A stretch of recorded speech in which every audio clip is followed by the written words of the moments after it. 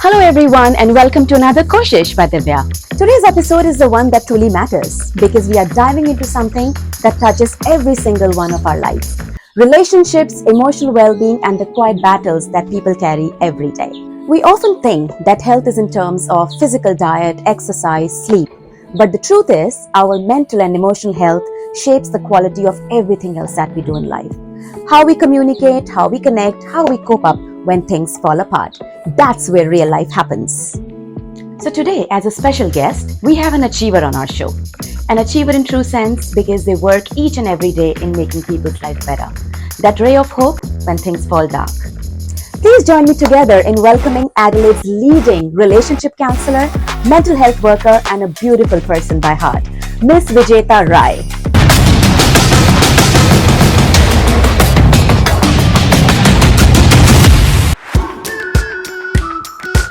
Okay, so today we are going to get to know a few things that we feel every day, but we don't really talk a lot about it. Today we have with us Vijeta Ry. Vijeta, I can't even tell you how delighted I am that you're a part of this show. Welcome to Koshish by Vijaya. Thank you so much. It's a pleasure to be here. Thank you.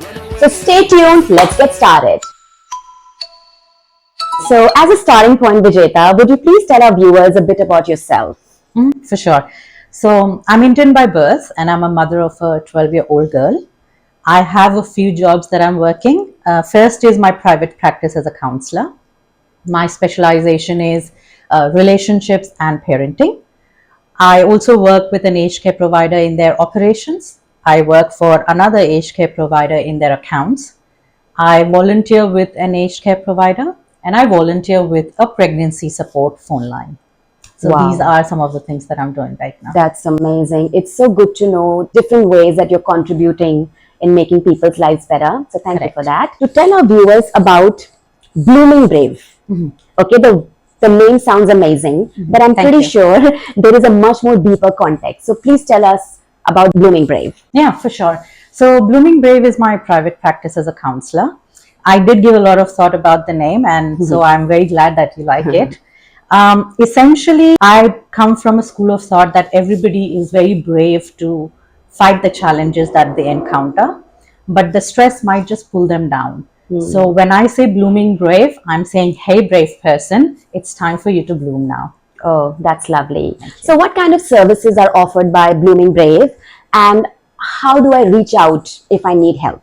Certainly. So Blooming Brave is a counseling private practice, as I mentioned, but my specialization is parenting. So if you're struggling communicating with your children or if you're struggling communicating with anybody in your family or friend circle, so any relationship issues or any parenting related issues, then you should get in touch with me. Those were the majors that I did. And the best way to reach out to me is you can get in touch through my Instagram. You can get in touch through my website, Facebook, YouTube. I'm there on a few mediums. Okay.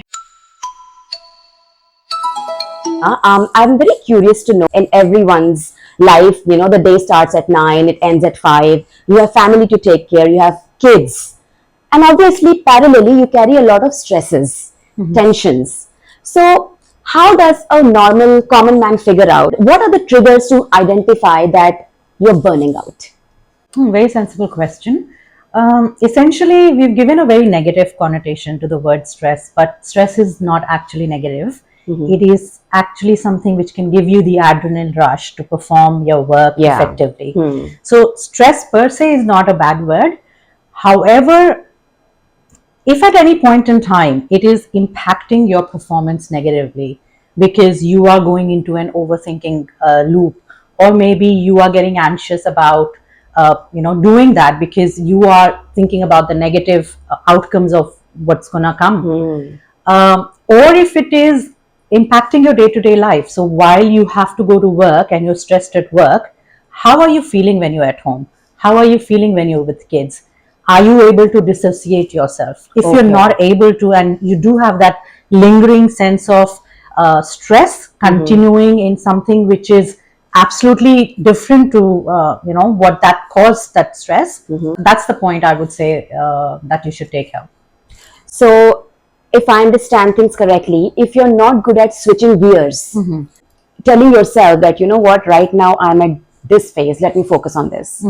and that automatic pass on, or I would rather say a weight or a baggage that you carry all the time, if you're not able to manage that well, that's when you can say to yourself that no, something is not going to. Correct. If it's overflowing in all other aspects of your life, Yeah. and it is impacting you negatively, impacting your relationships negatively, and like I said, if you can't let go of a certain thing, a thought process, even when you want to let go of it because you want to be in the present at that time, that's probably a sign of a burnout. Vijeta, I'm thinking of something, in our traditional South Asian families, since I've grown up and understood things, if I have been stressed about something, or if I say that kuch problem hai, we are constantly being told, "Arey, kya problem hai?" There is no problem. Look at people who don't have food to eat.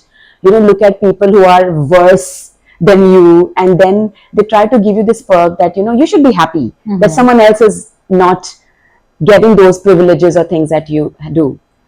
That's one. Secondly, whenever we think about counseling, I don't know, it's just me or other people as well, we feel that somewhere we have failed internally, that we have done everything and it's not working. So there is a kind of feeling that we have failed somewhere. Now we are going to a counselor. Do you think that's correct? Because it kind of stops a lot of people. It comes to their ego, that, oh, I'm not able to help myself, so now I should be doing. So what are your thoughts on that? Yeah. The first thing is, if at any point in time you're feeling a bit down, let me tell you, it's a very good idea to have that gratitude in life.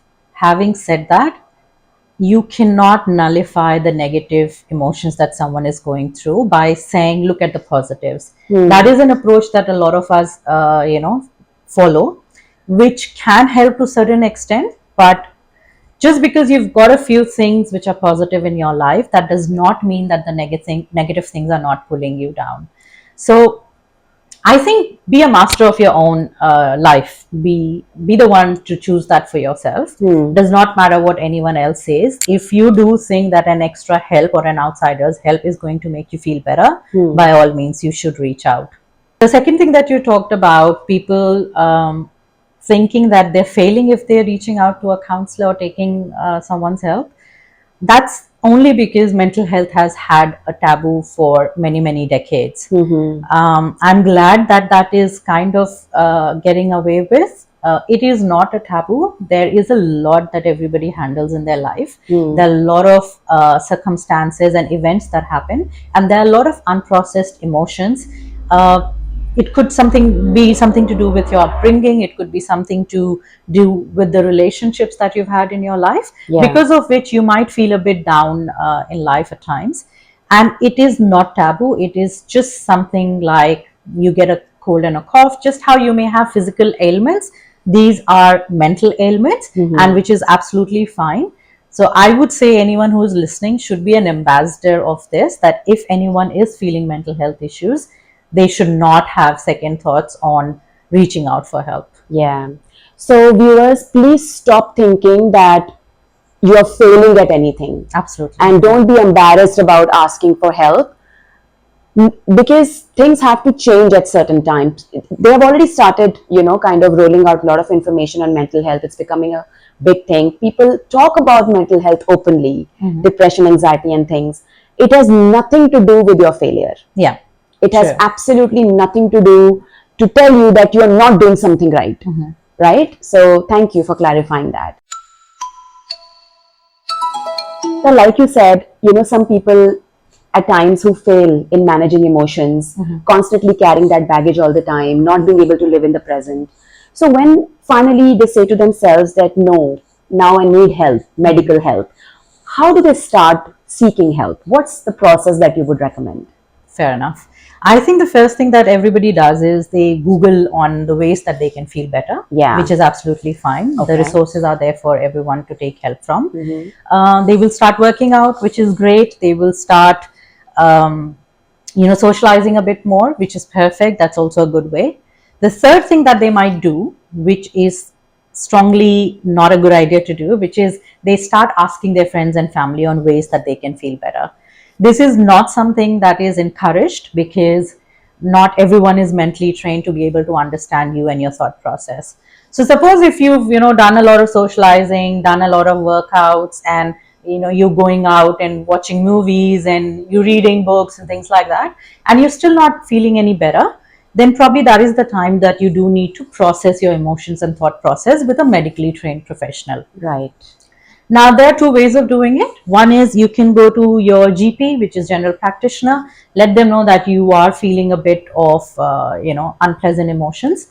They might ask you a few questions. And if they feel that it is time that they need to make a referral to a psychologist or a psychiatrist or a counselor, they would do so. You would take that referral and then visit those specialists.